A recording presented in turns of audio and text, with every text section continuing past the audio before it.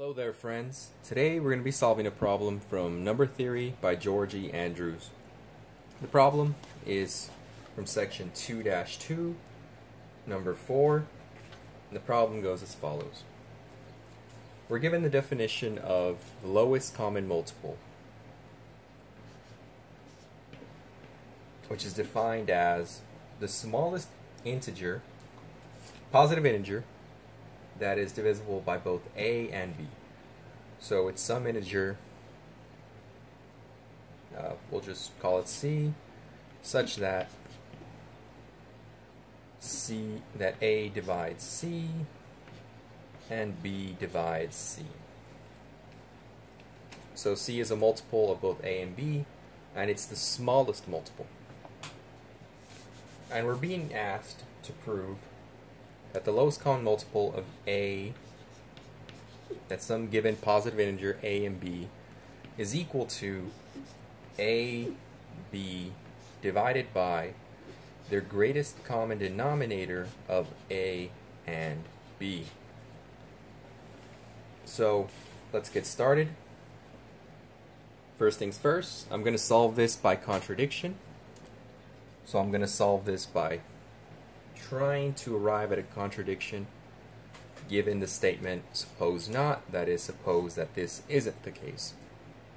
So first things first, something you may or may not immediately notice when it comes to the lowest common multiple. The lowest common multiple of any two positive integers a and b is always less than or equal to a times b. Now, this might not be apparent to you, but the rationale behind this is it's clearly the case that the multiple a times b is in fact divisible by both a and b. So a divides ab, obviously, since it can divide a, and b also clearly divides a times b. And so the notion here being that even if there did exist another multiple that was larger than this, you would immediately come back to the fact that this is smaller.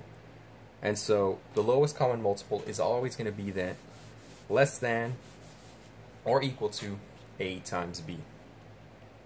And so one way of writing this, let me erase this, is that the lowest common multiple of a and b always takes on this form. AB is equal to e, where e is an element of the positive integers, such that e is strictly greater than 0. And the way you can conceptualize this is the smallest value that e can be is 1, and this just gives you a times b, which we know is a multiple. So it's possible that the lowest common multiple is just a times b. This usually implies that they're both prime, but not important for this problem. And so it always takes on this form. Now, actually no, if e, yeah, the lowest common multiple, yeah, anyways. Now,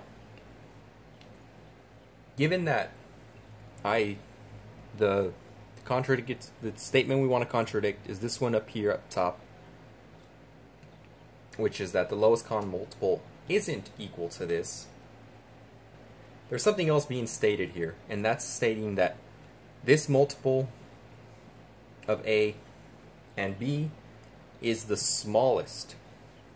And this is important because that somewhat implies this, that this is less than, strictly less than, a, well, less than or equal to, actually,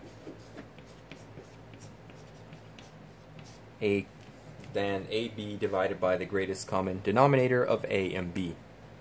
And the reason this implies this is because, well, if they're equal, they're equal. That much is obvious. But this is the least common multiple, so it's the smallest. So it has to be the smallest out of all of them.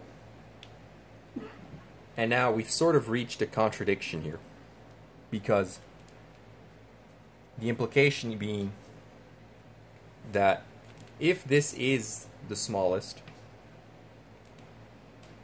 well, it really can't be.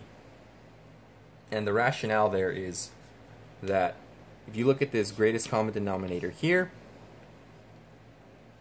this is clearly the largest denominator that divides A and B. So it's the largest. There's no smaller value that you can get. So this has to, by definition, be the smallest possible. There's no greater value that could divide both A or B, aside from just A times B.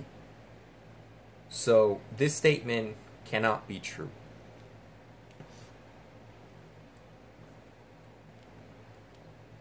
And so we've reached a contradiction.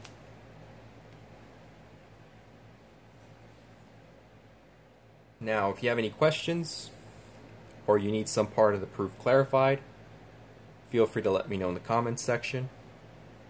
If there's any other problems you'd like me to solve, say from a different textbook, classwork, an exam, or just something you're curious about, feel free to let me know in the comments section as well.